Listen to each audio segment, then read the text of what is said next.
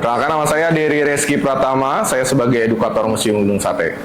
Kenapa gedung ini disebut dengan nama Gedung Sate? Jadi awalnya kenapa gedung ini disebut dengan nama Gedung Sate? Karena pada saat itu orang-orang Bandung sendiri itu tidak pasti menggunakan bahasa Belanda. Karena gedung ini dulu sesuai dengan fungsinya itu sebagai Departemen van Verkeer en Waterstaat Burgerlijke Openbare Werken, yang artinya itu Departemen Pekerjaan Umum, Pengairan, dan Lalu Lintas. Jadi tahun 1920 itu pemerintahan Hindia Belanda itu mempunyai wacana atau proyek untuk memindahkan ibu kota. Jadi ibu kotanya yang awalnya di Batavia mau pindah ke Bandung. Dan Gedung Sate ini adalah komplek yang dirancang oleh Hindia Belanda yang awalnya itu mau dibuat 14 departemen, luasnya 27 hektar. Secara struktural itu bangunannya itu gak pernah direnovasi. Jadi bangunannya itu dari awal sampai sekarang itu tetap sama. Tapi kalau renovasi ruangan itu tuh sering dilakukan, apalagi kan Gedung Sate awalnya itu difungsikan sebagai Kementerian PU dan sekarang kantor Gubernur Jawa Barat. Jadi mungkin ada beberapa part yang diganti menyesuaikan dengan fungsi dari kantor itu sendiri. Kalau dari kondisinya dari dulu sampai sekarang, dari bangunannya, Gedung Sate ini bisa kita lihat sendiri ya, masih kokoh dan masih bagus. Mungkin part yang sering diganti itu ada di bagian genting. Jadi segentingnya itu kan itu dari kayu. Dan kayunya itu biasanya mulai pelapukannya itu di sekitar 5 tahun atau di 10 tahunan. Arsiteknya itu namanya Insinyur Johan Gerber dari Belanda. Beliau ini menganut gaya arsitektur neoklasikal. Jadi ada dua percampuran budaya, di mana ada budaya timur dan ada budaya barat. Di mana timurnya itu Nusantaranya, maksud saya yang timurnya itu yang Nusantaranya dan baratnya itu yang Eropanya. Jadi si 6 buletannya itu sebenarnya itu adalah simbol dari pembiayaan gedung ini. 6 buletannya itu adalah setara dengan 6 juta gulden. Gulden itu mata uang Belanda, kalau dirupiahkan itu setara dengan 462 miliar rupiah. Kita kalau konversinya ke emas dulu ya, karena tahun 1920 belum ada rupiah. Orang Bandung zaman dulu itu kalau makan jambu air itu ditusuk seperti makan sate. Jadi si satenya sebenarnya bukan sate ayam atau sate daging ya, itu sate jambu ternyata. Terus kenapa gedung ini tuh masih seperti bangunan Eropa? Kita bisa lihat di bagian jendelanya, fasadnya itu kalau kita bisa bandingkan itu seperti Istana Alhambra yang ada di Spanyol. Museum Gedung Sate kan kebanyakannya teknologi ya, ada beberapa part yang menggunakan infocus atau misalnya layar, dan ada beberapa yang menggunakan ya harddisk dan sebagainya. Jadi kita lebih ke perawatan si perangkat kerasnya aja, karena di sini itu kan biasanya teknologi itu ada umurnya ya. Jadi gak bisa dipertahankan. Kalau misalnya udah rusak, mungkin harusnya diganti gitu. Jadi ada beberapa yang perawatan rutinnya itu perawatan pembersihannya aja. Jadi ada satu momen kalau misalnya di Gedung Sate itu kita ada sebuah sirine. Jadi sirinenya itu ada di bagian menara Gedung Sate di atas. Nah, sirine itu dulu di zaman Belanda itu suaranya bisa mencapai 40 km. Malahan ada literasi yang menyebutkan sampai 60 km.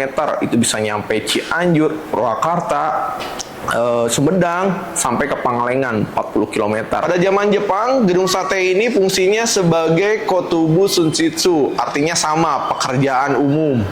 Nah, baru pada saat Indonesia merdeka, itu pernah jadi Kementerian PU dulu. Lalu di tengah-tengah pada saat konstitusi RIS, Indonesia pada saat konstitusi RIS, Gedung Sate ini jadi salah satu tempat jadi ibu kotanya negara Pasundan. Nah, tempatnya di Gedung Sate. Baru tahun 1980 sampai sekarang, Gedung Sate ini fungsinya sebagai kantor Gubernur Jawa Barat. Yang awalnya kalau kantor Gubernur Jawa Barat tadi pernah di Jakarta juga, pernah di Tasik juga. Terus yang terakhir itu ada di Gedung Kertamukti yang sekarang digunakan oleh PSDA. Ngegambarin si suaranya itu seperti suara sapi, tapi si suaranya itu temponya lebih cepat gitu. Kalau sapi kan mo gitu ya. Kalau si sirinenya itu temponya lebih cepat. Tapi kalau kita dengerin dengan skala yang besar, si suaranya itu lumayan agak menyeramkan gitu.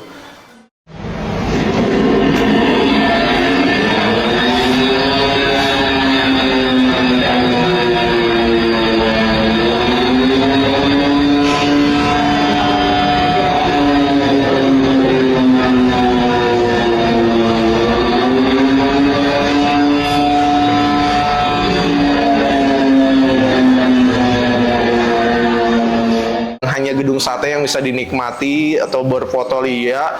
Kita juga di depannya itu ada gazebo, di mana kalau sekarang anak muda sekarang itu senang berolahraga, dan ada tempat-tempat lainnya. Dan di museum, di area museum Gedung Sate juga itu tidak sendiri museumnya, itu ada 3 museum yang berdekatan, di mana ada museum geologi, museum pos juga, dan kalau misalnya ada jalan sedikit ada museum perjuangan rakyat Bandung, Monpera, itu ada di daerah dekat lah kalau bisa jalan sedikit dari Gedung Sate. Ciri khas dari Gedung Sate, jadi ada beberapa ornamen yang ada di Gedung Sate yang menjadi ciri khas, di mana yang tadi sudah dijelaskan tentang si penangkal petirnya, si satenya, dan di bawah si penangkal petirnya itu ada tungkup 3, itu adalah rumah adat Sunda, di mana rumah adat Sundanya itu menyerupai itu rumah adat Sunda itu namanya Balai Nyungcung. Balai Nyungcung itu di mana kalau orang zaman dulu itu menyebutnya kalau kita ke Balai Nyungcung berartinya kita mau ke nikahan. Jadi salah satu ornamen yang lekat dengan Jawa Baratnya itu si Balai Nyungcung dan si penangkal petirnya. Kenapa gedung ini kokoh? Karena tadi materialnya itu sebenarnya hampir semuanya itu import ya. Terus tadi kenapa import juga? Kenapa harganya mahal? Karena import juga gitu. Jadi di sini ada beberapa koleksi. Jadi di sini ada kolom bangunan Gedung Sate. Di sana kita bisa ngelihat bahwa ada besinya. Besinya itu ternyata diimport langsung dari Swedia. Di mana yang kita tahu bahwa Swedia itu adalah penghasil besi dengan kualitas yang sangat bagus. Terus juga di sini ada semennya.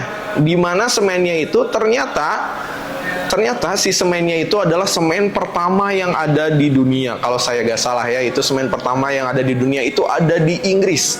Jadi dengan kualitas yang sesempurna mungkin digunakan di bangunan ini dengan kondisi tembok yang setebal mungkin. Kalau batu sama pasirnya, jadi kita gak pakai batu bata ya.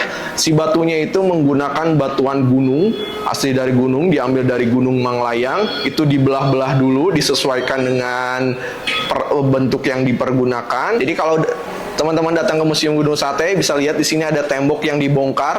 Itu emang sengaja dibongkar, tapi bukan untuk dirusak. Kita hanya untuk memperlihatkan ketebalannya. Jadi si tebalnya itu mencapai 1 meter.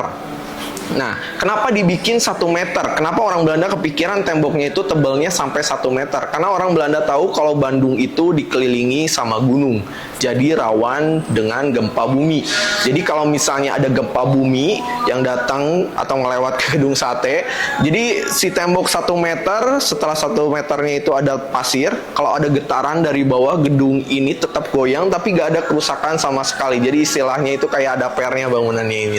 Misalnya untuk kolom digunakan untuk lebih kecil atau digunakan tembok itu lebih besar juga.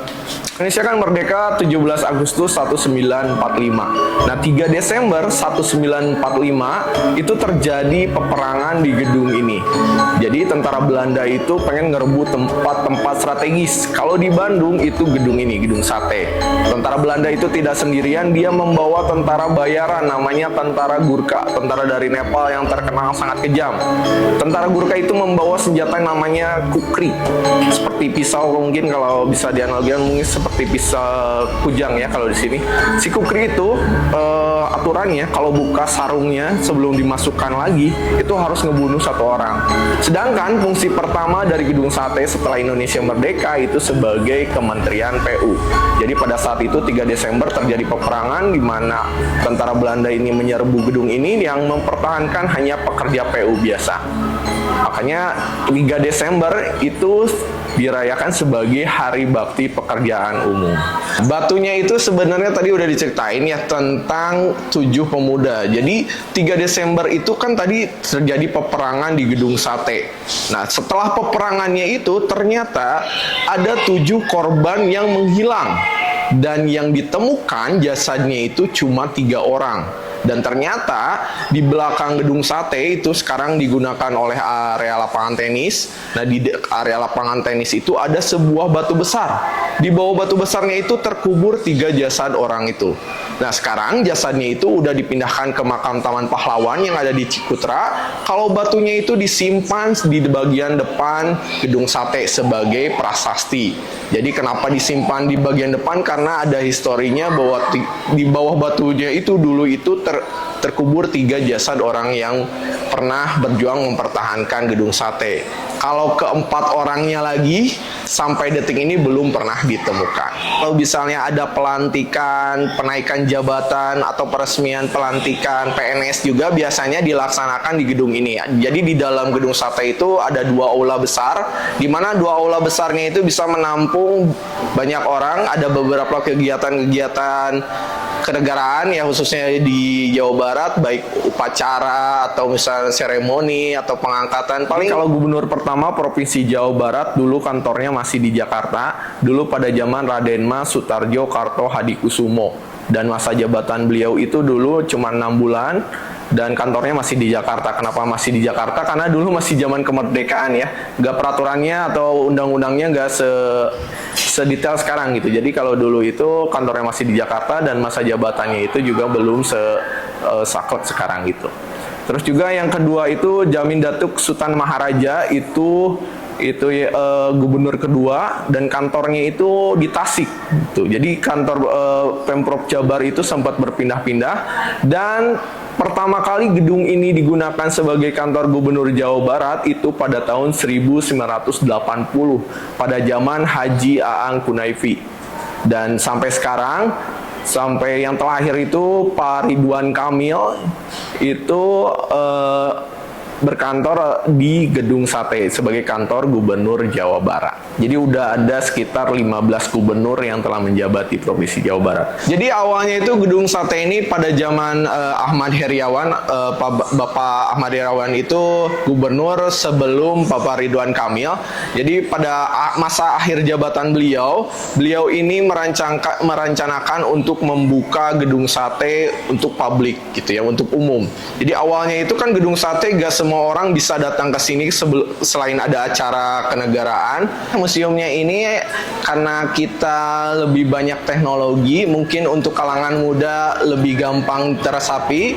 Nah, untuk beberapa kalangan yang udah agak tua, kita lebih ke sesi ngobrol aja, sesi diskusi biasa untuk menyerapkan informasi, karena nggak semua orang juga, khususnya orang Bandung itu tahu informasinya, dan banyak orang-orang yang interest ke sejarahnya juga.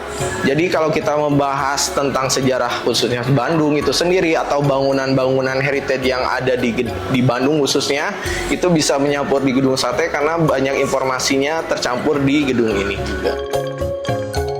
Dan untuk menikmati dari bangunannya, setelah ada inisiasi dari bapak beliau itu untuk membuka Gedung Sate sebagai umum, untuk tempat umum. Nah, salah satu caranya itu dengan membuat museum.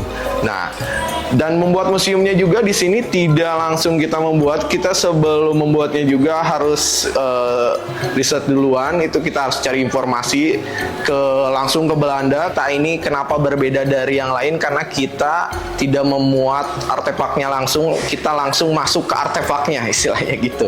Orang lain kita lihat museum itu artefaknya ada di bawah kita lihat, kalau kita masuk langsung ke artefaknya. Jadi buat teman-teman semua ini yang pengen datang ke Museum Gedung Sate, bagaimana pengen tahu kenapa namanya disebut dengan nama Gedung Sate, bagaimana proses pembangunan dan sebagainya, itu langsung datang ke sini.